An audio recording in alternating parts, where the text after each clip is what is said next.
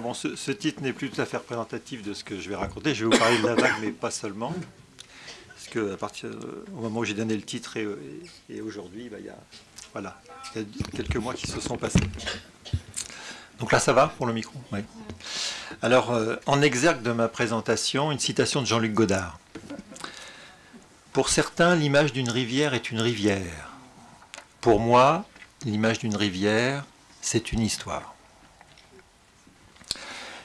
Je vais vous proposer maintenant sur un mode, vous allez le voir, assez associatif, pour terminer cette journée très riche, quelques réflexions autour de l'image.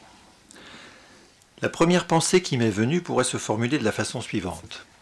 Il faut fermer les yeux pour voir. On trouve cela chez Freud, dans ses écrits, et au fond suggéré dans son dispositif analytique, également sous la plume de Pontalis, qui nous dit « à trop voir, on risque de perdre de vue », ou encore chez Joyce dans son Ulysse, fermant les yeux pour voir. Et en même temps, je vais vous solliciter pour regarder des images, en l'occurrence tout à l'heure celle du film La Vague, qui concerne un lien bien particulier entre un groupe d'adolescents et un professeur. Voir ou ne pas voir serait donc une partie de la question qui nous anime. Mais se pose également la question de savoir ce que l'on regarde. Comment on regarde et ce qui nous regarde. Nous pourrions dire aussi comment on regarde ce qui nous regarde. Interrogation à laquelle nous sensibilise Georges Didier Huberman. Didier Huberman qui nous propose également « Ouvrons les yeux pour éprouver ce que nous ne voyons pas ». Alors je souhaiterais maintenant évoquer un certain nombre de points qui ont retenu mon attention concernant la lecture de deux ouvrages de Serge Tisseron. Éric Orbobès en a parlé ce matin, c'est une référence incontournable. Donc deux ouvrages, Les bienfaits des images et Comment Hitchcock m'a guéri. Dans ce dernier livre, l'auteur prend comme point de départ son histoire personnelle. C'est notamment une scène du film Vertigo, celle où Madeleine risque de se noyer au pied du pont de San Francisco, qui fait sortir de l'oubli chez Serge Tisseron sa propre scène de noyade alors qu'il a 4 ans. À souligner que dans son récit, ce n'est pas tant le risque de noyade qui est dramatique que l'effacement du visage de sa mère au moment où il tombe dans l'eau. Retenons ici la capacité de certaines images, de scénarios, de films, à mettre en forme ou à donner une forme à des angoisses présentes et passées, à une problématique, à des émotions enfouies, images à la rencontre de zones obscures de nous-mêmes, inconnues ou parfois seulement oubliées. L'argumentation de Tisseron à propos des images violentes m'a tout d'abord fait penser à un patient que j'ai suivi en psychothérapie pendant quelques années. C'est un jeune homme pour lequel j'avais une certaine inquiétude au début du suivi, compte tenu d'angoisses extrêmement invalidantes, et un discours qui me laissait penser qu'il pouvait avoir des conduites très violentes envers autrui ou envers lui-même. Les premiers mois furent marqués par le fait qu'il sanglotait de façon quasi continue pendant les séances.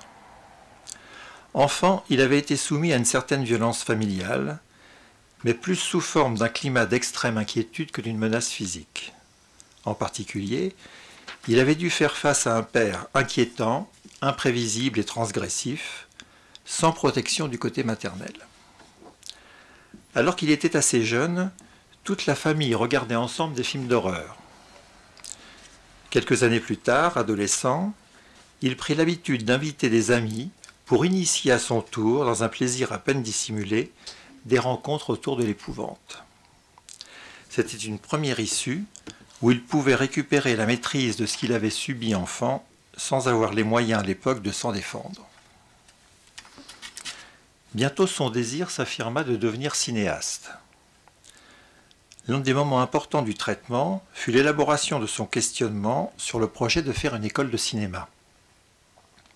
Démarche que j'ai plutôt soutenue, car elle me paraissait essentielle pour lui permettre, compte tenu de sa vocation, de s'inscrire dans un cadre institutionnel pouvant le contenir et ayant de surcroît une fonction de tiers par rapport à l'histoire familiale.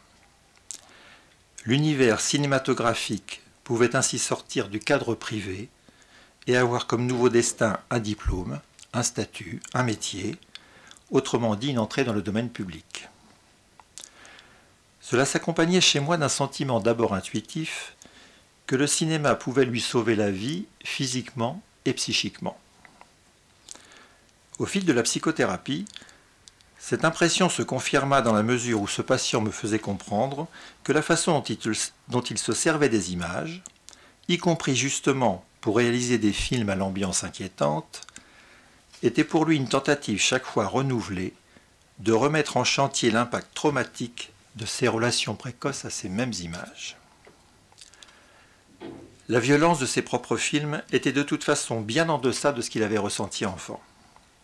Il venait, pour reprendre la formulation de Tisseron, se réchauffer au traumatisme, tout en essayant de le dompter activement et de façon secondarisée à travers l'écriture de scénarios, ses recherches sur les effets spéciaux, ses expériences en tant que jeune réalisateur autodidacte, activité bientôt reprise dans une inscription institutionnelle, l'école de cinéma, qui d'ailleurs fut couronnée de succès.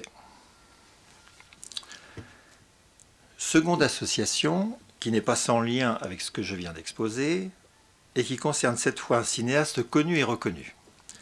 Je vous livre maintenant un extrait du Hitchbook, l'ouvrage que François Truffaut consacra à Alfred Hitchcock.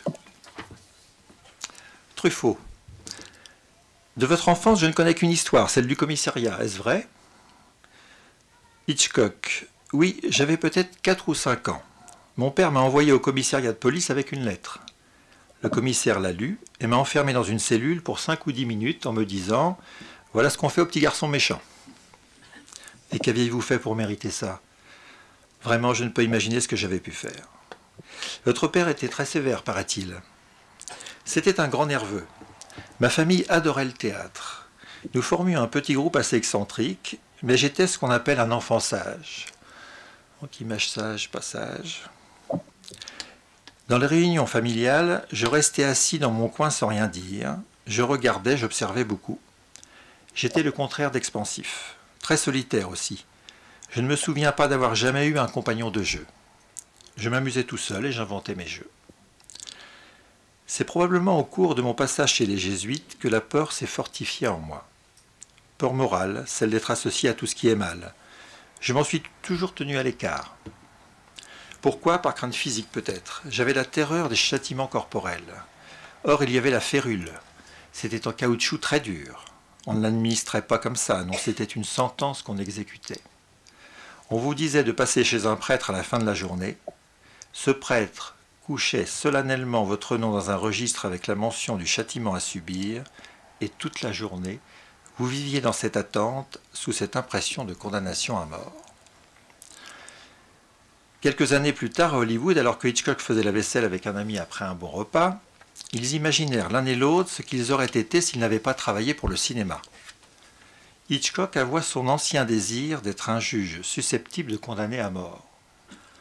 Réjouissons-nous qu'il ait choisi la voie du cinéma et devenir le maître du suspense, suspense dont l'une des origines créatrices est ici palpable. Nous venons de voir comment la création d'images pouvait avoir une fonction thérapeutique et notamment canaliser la violence du pulsionnel. Mais pourrait-on dire que l'image en elle-même est thérapeutique pour celui qui la voit? Serge Tisseron ne cesse de nous dire à travers ses écrits que les vertus thérapeutiques des images, lorsque nous les regardons, qu'elles soient violentes ou non, sont annulées si le spectateur n'a pas l'occasion de partager ce qu'il en a pensé et ressenti avec l'autre, famille, amis, analystes. De ce point de vue, le titre « Comment Hitchcock m'a guéri » n'est pas représentatif de l'argumentation de Tisseron et semble avoir été retenu pour des raisons éditoriales. Un titre plus fidèle aurait été, me semble-t-il, « Comment la reprise dans le travail analytique de la rencontre avec les films d'Hitchcock m'a guéri ». En l'occurrence ici, un travail mené avec Didier Anzieux, son analyste. Une certaine mise en forme à travers les images est une première étape nécessaire, mais est-elle suffisante? Comme dans le récit du rêve, l'image a besoin du mot. Je ne peux m'empêcher ici de penser d'une part à la vocation des ciné-clubs, où effectivement une communauté de pensées, d'émotions et de sensations établies entre plusieurs spectateurs peut ensuite être prise en relais par un échange verbal, et d'autre part à une expérience personnelle de thérapeute de groupe dans un foyer pour des jeunes femmes d'origine africaine où j'ai proposé assez rapidement une médiation autour de films. J'y avais été recruté pour animer un groupe de parole, mais ces jeunes femmes m'avaient signifié qu'elles ne voulaient pas parler d'elles et surtout pas en groupe. Dans ce groupe semi-ouvert que j'ai tout de même mis en place, à la faveur de certaines avancées processuelles, je serai un jour amené à proposer aux anciennes d'accueillir les nouvelles en présentant le dispositif. Elles souligneront essentiellement l'intérêt de la médiation autour des images visionnées et leur potentiel projectif et identificatoire. Elles disent « C'est les choses qui ont du sens, ça a plein de sens ce qu'on voit, c'est ce qu'on vit dans la vie, c'est comme nous ». Cette expérience a permis à ces jeunes femmes, de par le travail de groupe et la médiation des images, de partager des niveaux émotionnels profonds et de soutenir à la fois un langage commun et un langage privé dans le va-et-vient du groupal et de l'individuel. Troisième évocation que j'emprunte à nouveau à Serge Tisseron, autour de ce qu'il appelle la sortie du traumatisme d'un petit garçon. Samir était âgé de 10 ans et se trouvait en vacances dans sa famille au moment d'un terrible tremblement de terre. À son retour, ses proches l'invitèrent à dire quelque chose de ce qu'il avait vécu, mais il resta muet. De même, quand on lui proposa de dessiner, il refusa. Il était par ailleurs devenu irritable et agressif, rentrant volontiers en conflit avec des camarades alors qu'il était auparavant très calme. Quelques mois plus tard, à l'occasion d'une visite organisée par l'école dans un musée, il se planta soudain sans bouger devant une peinture qui montrait une maison inclinée sur le côté à 45 degrés et en partie enfouie dans le sol. Totalement bouleversé, il se mit alors à raconter à son institutrice qui était à côté de lui ce qu'il avait vu là-bas, les maisons éventrées ou renversées, les blessés, la panique. Tout se passait comme si cette image, qui ne concernait pourtant pas le tremblement de terre lui-même, lui avait rendu la mémoire de celui-ci. Et en mettant des mots sur ce qu'il avait vécu, il apprenait progressivement à gérer son traumatisme et à prendre de la distance par rapport à lui. Fin de citation. L'image du musée montre la capacité de Samir de mettre en route la mémoire autour d'une expérience pénible vécue dans le passé et restée jusque-là enfouie. Elle le doit à son pouvoir de rappeler l'événement réel en écartant ses composantes sensorielles trop directes et en le réduisant à ses aspects visuels. Force est de considérer en effet le statut particulier de la pulsion de voir, comme le souligne Gérard Bonnet. Je cite, « Elle sert essentiellement à fabriquer des images qui témoignent du travail de séparation et d'organisation qu'elle effectue à certains moments cruciaux de la vie pulsionnelle. »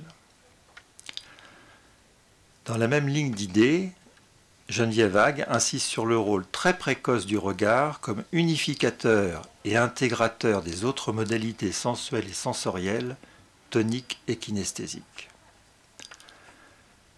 L'image de la maison inclinée, à la fois figurative et abstraite, est alors tout autant une représentation du tremblement de terre que du bouleversement de Samir lui-même, autour de ce qu'il avait vu et éprouvé. Mais deux autres questions incontournables pour nous viennent à l'esprit. La représentation de la maison renversée fait-elle uniquement référence au tremblement de terre, ou bien ce qui s'élabore autour du tremblement de terre a-t-il fonction d'après-coup par rapport à des événements, des ressentis, des angoisses non suffisamment élaborés de la petite enfance de Samir? Pourrait-on également avancer que la vision de la maison pendant la visite au musée est proche du travail du rêve, avec ses mécanismes de déplacement et de condensation? La maison n'est pas seulement celle du tremblement de terre, c'est une image décalée et polysémique. Nous pourrions dire que Samir, au musée, est d'une certaine façon en train de rêver. Dans son ouvrage intitulé « Ce que nous voyons, ce qui nous regarde », Georges Idi Huberman souligne « Quand nous voyons ce qui est devant nous, pourquoi quelque chose d'autre toujours nous regarde à imposer un dedans ?» Et il ajoute un peu plus tard « L'image est structurée comme un seuil, un cadre de porte ouverte par exemple, une trame singulière d'espace ouvert et clos en même temps, une brèche dans un mur ou une déchirure, mais ouvrée, construite, comme s'il fallait un architecte ou un sculpteur pour donner forme à nos blessures les plus intimes. » Fin de citation. Réminiscence. Il y a une quarantaine d'années, lors d'un voyage en Europe de l'Est qui m'amène à un certain moment du côté de Cracovie en Pologne, je me rends compte que le camp d'Auschwitz est tout près. Dilemme immédiat. Franchir cette porte et se confronter à l'horreur, à l'indicible, ou passer son chemin. Je choisis la première option qu'il est bien complexe de qualifier. Que va-t-on chercher en effet dans cet autre voyage qui touche à l'histoire collective, mais renvoie à chacun quelque chose de sa propre histoire, tout à la fois l'histoire familiale et les blessures de l'infantile. Je dis voyage à Essian, d'une part comme un hommage à Emmanuel Finkiel, qui a réalisé un film extrêmement touchant sur d'anciens déportés se rendant quelques décennies plus tard à Auschwitz. Et d'autre part, je dois dire que j'aurais beaucoup d'hésitation à parler de visite pour un tel lieu, sauf à considérer le sens premier de cette expression. Aller voir quelqu'un par civilité ou par devoir. Ce quelqu'un, n'est-ce pas entre autres soi-même ou une partie de soi-même? Au camp, l'impact émotionnel de certains lieux est particulièrement intense, vous pouvez aisément imaginer lesquels. Alors peut-être pour m'en protéger, une autre image s'impose dans mon souvenir, celle d'une salle qui me paraît immensément vide. Pas tout à fait. Dans un coin, un amoncellement de milliers de lunettes. Une image au carrefour de la métonymie et de la métaphore, chaque paire de lunettes identifiant tout à la fois un être humain et son effacement, tout comme l'impression d'une immense salle vide, figure la disparition, le génocide. Une infinité de lunettes enchevêtrées me regarde. C'est en même temps peut-être une image un peu plus assimilable, intégrable pour le psychisme, et qui dans sa charge d'affect et sa force représentative de l'extermination et de l'absence, pourrait nous incliner plus aisément vers le film de Claude Lanzmann, Shoah, œuvre de la remémoration et de la parole, que vers Nuit et brouillard d'Alain Resnais, film saturé d'images vraies. Question bien complexe que je préfère laisser ouverte. Peut-être le fils de Saul, de Laszlo Nemes, est une troisième voie possible. Une histoire de recherche d'humanité et de dignité, de vie malgré tout à l'intérieur du camp, et où nous, spectateurs, sommes amenés à ressentir plus qu'à voir un monde flouté et robotisé dans les cris et les chuchotements. Je n'oublie pas que nous sommes ici dans une institution qui accueille des enfants et des adolescents, et notamment en groupe, comme nous l'avons vu ce matin dans le cadre de l'équipe 13 ados. Alors j'en viens maintenant à un autre film intitulé « La vague ». L'histoire s'appuie sur des événements qui se sont réellement passés en 1967 dans un lycée à Palo Alto en Californie. Ron Jones, un jeune professeur d'histoire, tente de sensibiliser ses élèves de terminale aux drames et aux exactions du Troisième Reich. Devant l'incrédulité des adolescents, en particulier face à l'horreur des camps de concentration, il décide de mener avec eux une petite expérience. L'objectif est de montrer le fonctionnement d'un régime fasciste et de tenter de ressentir ce que cela faisait de vie dans un État totalitaire. La classe de M. Jones devient rapidement un groupe dénommé la Troisième Vague. Alors la Troisième Vague en Californie, pour les surfeurs, c'est la vague la plus terrible, la plus dangereuse. Groupe dont l'évolution sur 5 jours va réserver quelques mauvaises surprises et ébranler toute institution scolaire. Todd Strasser, en 1981, rendra compte de cette expérience à travers son roman intitulé « La Vague ». Une adaptation cinématographique suivra en 2008 du réalisateur allemand Dennis Gansel. C'est sur ce film que je vais maintenant m'appuyer pour mon propos, notamment à travers l'extrait qui va suivre. Dans ce long métrage, l'enseignant s'appelle Rainer Wenger. C'est un jeune professeur dynamique et proche de ses élèves, à qui il enseigne l'histoire politique et le sport. Nous faisons sa connaissance au moment où il doit approfondir sur une semaine avec ses élèves la question de l'autocratie. Le temps nous étant compté, je vous propose un seul extrait de ce film qui témoigne de ce qui se passe pendant le 2e et le 3e jour de l'expérience.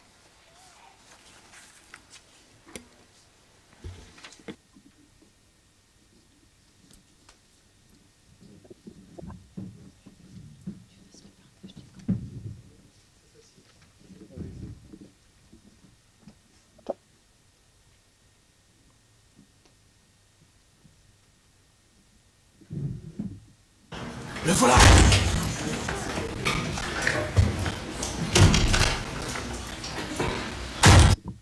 Bonjour, monsieur Wenger! Vous n'êtes pas très au sérieux, hein? Tout le monde se lève, allez. Et vous faites tous comme moi. Petit exercice d'assouplissement pour détendre les muscles. Bougez bien les jambes. Très bien. Maintenant, tous en rythme. Gauche, droite, gauche, droite, gauche, droite, gauche, droite. Et c'est quoi le but? Tous ensemble pour l'instant, je vous expliquerai tout à l'heure. Voilà, c'est bien. Vous sentez?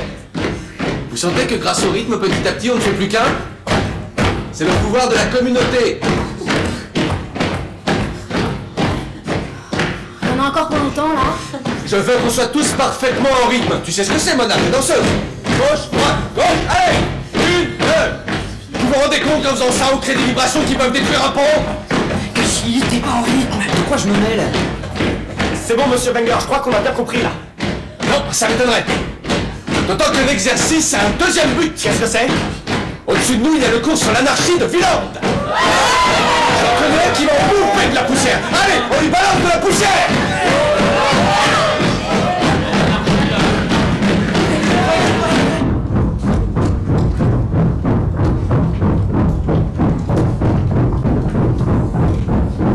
Ils sont devenus fous, qu'est-ce qu'ils font? Génial. Le pouvoir par la communauté. J'imagine que vous vous demandez pourquoi je vous ai tous changé de place. J'aimerais casser les clans déjà constitués. Vous fréquentez tous des gens avec qui vous vous entendez particulièrement bien et c'est une bonne chose. On s'en sort jamais seul dans la vie. Mais en se rassemblant, on devient beaucoup plus fort. Je vous ai pas remplacé au hasard, il y a une logique dans ma démarche. Qui peut me dire ce que c'est? Personne? Caro, pourquoi est-ce que t'es plus à côté de Marco à ton avis? Parce qu'on passe une bonne partie du cours à se parler. Ah, j'ignorais. Villard inculque à ses élèves qu'ils doivent se battre seuls, que c'est la solution pour s'assurer le succès. Vous connaissez la chanson. Je copie pas sur le voisin et je le laisse pas copier. Résultat, ça produit une société du chacun pour soi. Moi, au contraire, je crois qu'il y a qu'en se serrant les coudes qu'on arrive à devenir plus fort. En gros, vous nous dites qu'on a le droit de copier, c'est ça? Si grâce à ça, vous avez de meilleures notes, alors oui, absolument. C'est pourquoi dans cette classe, les habitués des mauvaises notes sont placés exprès à côté de ceux qui ont plus de facilité. Pour que vous vous entraidiez. Non mais c'est pas vrai, je rêve. Mona, Alors ça, je peux pas l'avaler. tu veux bien te lever? C'est super humiliant ce genre de procédé. Aller désigner des mauvais élèves comme vous le faites, c'est vraiment... autant leur mettre une étiquette alors. Mona, est-ce que j'ai utilisé le terme mauvais élève? Je n'ai parlé que de mauvaises notes. Parce que pour moi, il n'y a pas de mauvais élèves. Toi, par exemple, t'as aucun problème ici. Mais en maths, c'est plus dur, non? Bien. C'est une matière dans laquelle Lisa excelle. Vous pourrez vous entraider. Et on peut y trouver d'autres avantages. Déjà, ça permettra à ce cours de se démarquer des autres. Ce sera quelque chose. Rien à voir avec leur pseudo-cours sur l'anarchie. J'ai conscience que tout ça est plutôt inhabituel. Mais moi, je serais partant pour tenter l'aventure. Pas vous? Très bien, on en était resté à la communauté. Qu'est-ce qui distingue une communauté? Tim. L'esprit des communautés, monsieur Wenger. Effectivement, mais je pensais à des signes plus visibles. Lisa? La tenue vestimentaire, monsieur Wenger? Exactement. Une tenue commune. En fait, on peut même parler d'uniformité. Mais les uniformes, ça craint. Dominique?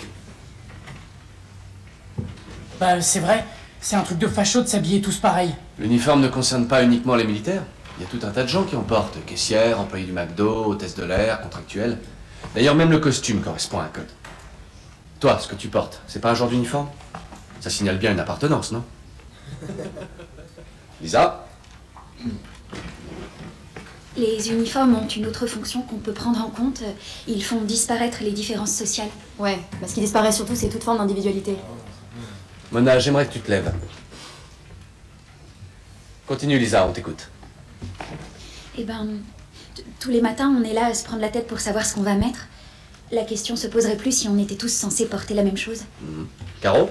J'ai entendu dire qu'à Hambourg, il y avait des débats sur la réintroduction de l'uniforme à l'école. Et qu'est-ce que vous en pensez? Sinan? Ouais, ce qu'il y a, c'est qu'il faut pas qu'ils soient trop chers non plus. Que tout le monde puisse se les payer. Et si on essayait, pour la durée du projet, de se mettre tous à porter un genre d'uniforme scolaire? Quoi? Genre quoi? Ça pourrait être un jean, une chemise blanche, tout le monde a ça chez soi. Non, moi j'ai pas de chemise blanche. Bah, t'as qu'à t'en acheter une. Ah non, désolé, mais j'ai pas envie de mettre du fric là-dedans. C'est juste une chemise, ça coûte rien. Jens, tu veux bien te lever? Écoute, j'ai 2 chemises blanches, moi, alors je veux bien t'en prêter une. Bel esprit d'équipe, bravo Jens. C'est très bien. Merci.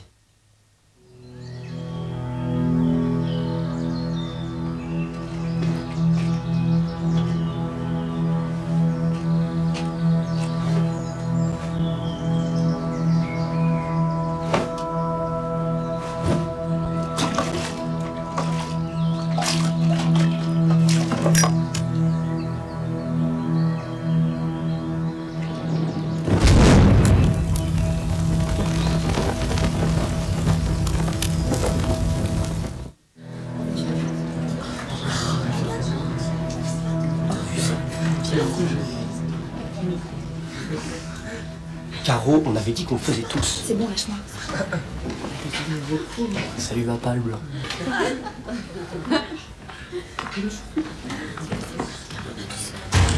Bonjour.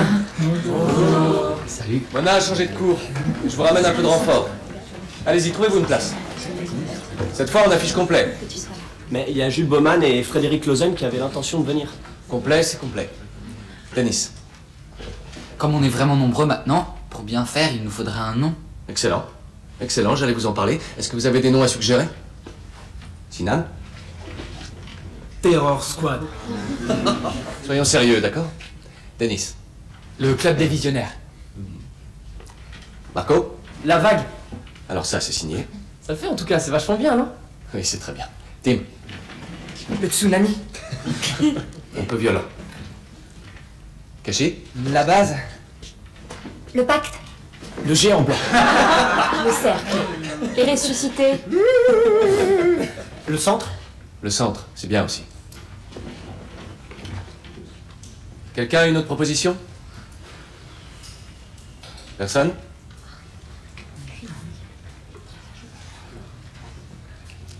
Caro? La réforme? La réforme. Ok, on a pas mal de noms intéressants, je vais les noter. Le club des visionnaires. La base. Bon, et maintenant la dernière proposition, la réforme. Et voilà, le choix est fait, et désormais on s'appelle la vague.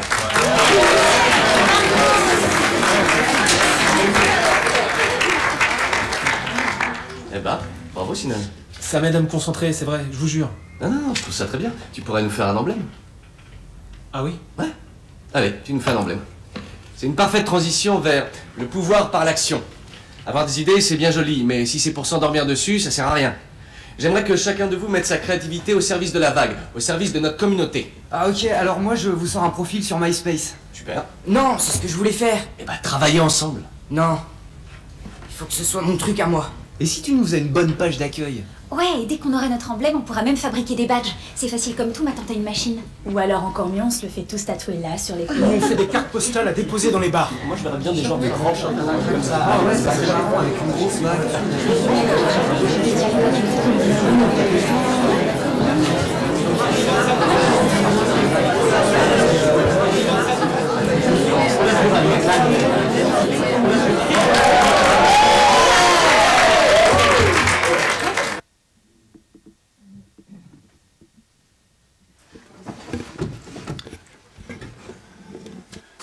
Quelqu'un veut bien allumer le front, s'il vous plaît.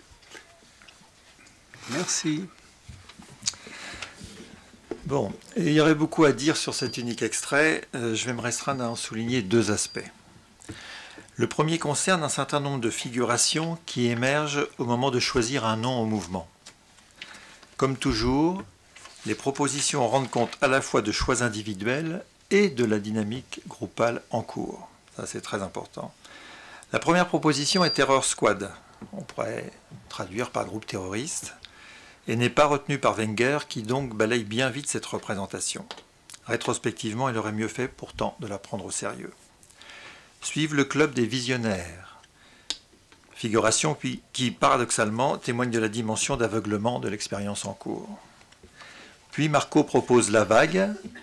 Vous avez vu ce qui semble bien plaire au professeur, à Wenger. Ensuite, ah oui, le club des... Oui, c'est ça, La Vague. Cette appellation dynamique marque entre autres le lien entre Rainer et Marco, puisque Marco fait partie de l'équipe de water-polo entraînée par ce même professeur. Donc là, il y a un phénomène de couplage. Vient ensuite le tsunami. Proposition que fait Tim. Alors Tim, c'est l'adolescent le plus fragile de la classe et celui qui brûle ses vêtements de marque au moment de la scène. Là. Donc le tsunami, proposition que fait Tim pour dénommer l'expérience qu'il est en train de vivre dans la classe et témoigne ainsi de son ressenti dans l'ici et maintenant. Une vague énorme, destructrice, qui emporte tout sur son passage. Le géant blanc, autre image, dit autant sur le désir de puissance de l'adolescent qui la suggère que sur les modalités de transfert au leader et au groupe. D'autres propositions sont plus nuancées. La base, le cercle, le centre. Elles signent l'autre pôle, plus structurant, et donnent aux adolescents une forme de renforcement du moi. Les ressusciter est une idée intéressante, déclinaison d'autres représentations très fréquentes dans les débuts du groupe, renvoyant au lien entre une scène primitive archaïque et des figurations de fantômes et de revenants. Enfin, la réforme, la proposition très sérieuse de Caroline, ne trouve aucun écho avec les préoccupations du groupe, à moins que cela soit une réaction surtout à son refus de porter l'uniforme groupal. S'il vous plaît, ceux qui sont en Zoom, vous pouvez couper votre micro. Merci. Oui. La décision étant soumise au vote, c'est La Vague qui est retenue sous les applaudissements. Le chef et leader fait ensuite appel aux compétences de chacun, emblème, site de La Vague en ligne, badge. Le groupe va même jusqu'à imaginer se faire tatouer l'emblème sur le bras. Les idées fusent, c'est un doux brouhaha. Caroline montre des signes d'inquiétude, le professeur jubile. Il vient de faire une suggestion dont il minimise la portée. Cela ne suffit pas d'avoir des idées, il faut se bouger. Il encourage le pouvoir par l'action. Le soir de cette même journée, le mouvement passe à la vitesse supérieure. Le groupe entreprend de taguer toute la ville, en visant des endroits publics, mais aussi des lieux qui incarnent certaines instances surmoïques, commissariat de police et hôtel de ville. C'est en haut de ce dernier bâtiment que Tim, au péril de sa vie, va inscrire en très grande dimension le signe de La Vague, ce qui ne manquera pas de faire la une des journaux le lendemain. Le mouvement continue à dégénérer sous plusieurs formes dans les jours qui suivent. Lorsque Wenger prendra enfin la mesure de l'évolution du mouvement, nous pourrions dire quand enfin il se réveille, mais n'est-ce pas plutôt d'un cauchemar que d'un rêve cette fois, il demandera à ses élèves de rédiger un texte sur leur expérience de groupe depuis le début de la semaine. Il semble espérer ainsi que le passage à la verbalisation de l'expérience vécue ramène à l'introspection et au calme. Deuxième point assez saillant, il est frappant de voir comment Wenger emmène les adolescents dans un projet sur un mode passant par la sensorialité, l'investissement du corps, favorisant une régression et un passage à l'action devenant des passages à l'acte qui lui échappent très rapidement. En cela, il entre pleinement dans le mouvement de l'adolescence, qui se sert de l'agi pour tenter parfois désespérément de trouver une issue face aux angoisses émergentes, tenter de les canaliser, voire de les symboliser. Le passage à l'écrit, véhiculant des images pouvant enfin remplir cette fonction symbolisante, arrive trop tard. Ce professeur ne voit pas ce qu'il est en train de générer, à l'image de sa cécité devant l'inquiétude de Caroline, qui, elle, est très lucide sur les dangers de cette expérience. C'est la fille qui est en rouge. Nous sommes ici devant un blanc de pensée, voire une hallucination négative. Le professeur ne voit pas son élève, comme il ne voit pas ce qu'il est en train d'agir lui-même, pris dans un enjeu narcissique invalidant.